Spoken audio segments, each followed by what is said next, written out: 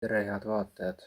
Eesti Eest nädaluudised 131. saade ja vaatame, mida lõppenud nädalal oli kõige olulisemat. Argentiina president Javier Milei muutub emotsionaalseks kohtudes oma kangelase Benjamin Netanyahuga. See leidis aset pärast seda, kui ta oli lõpetanud Iisraelis läänemüüri suudlemise. Iraani kangelaslikkus versus Ameerika Iisraeli barbaarsus. Iraani õed riskivad oma eluga, et päästa imikuid USA ja Iisraeli pommitamise ajal Iraani haiglatele. Rumeenias Bukarestis toimus tohutu plahvatus, mis oli seotud kütustega. Florida tudeng arreteeriti ja teda ähvardab nüüd kuni 15-aastane vanglakaristus Iisraeli peaministri Benjamin Netanyahu üle nalja tegemise eest. Tudeng olevat kirjutanud: Netanyahu, kui sa mind kuuled, siis viska meile Capstone'i tudengitele Ocean Banki konverentsikeskusesse mõned kommid.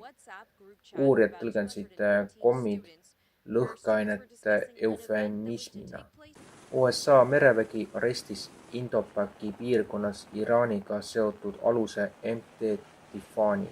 Jeemeni Ansarullah juht ütleb, et tema riik toetab Iraani USA uue agressiooni korral, hoiatades, et kui vaenlased sõtta naasevad, liitub lahinguväljaga ka Jeemen. Ühendkuningriigi valitsus on nüüd ametlikult kasutusele võtmas üleriigilist kohtu poolt heaks kiidetud näotuvastussüsteemi.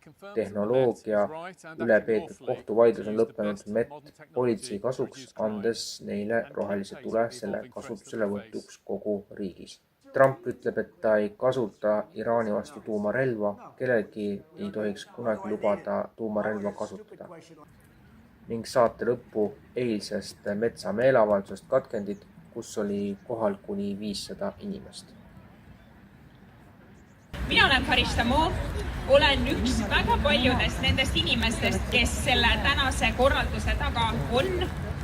Tänasesse on meid toonud ühelt poolt jätkusuutmatu metsade majandamine, aga teisalt kõik need inimesed, kes on läbi aastakümnete seisnud ja rääkinud Eesti metsade eest.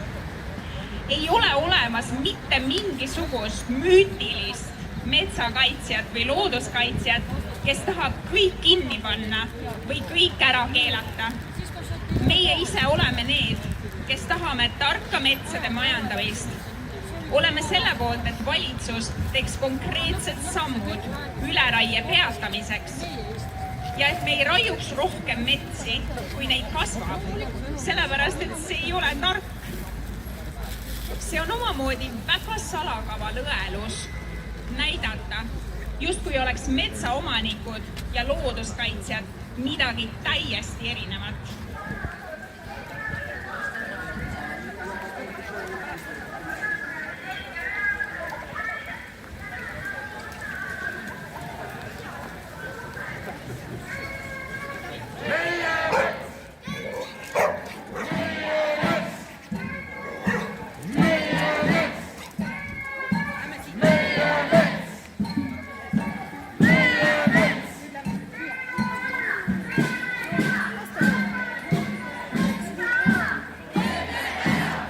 Tänan kõiki, kes meie saadet vaatasid ja on meie portaali tegevust toetanud.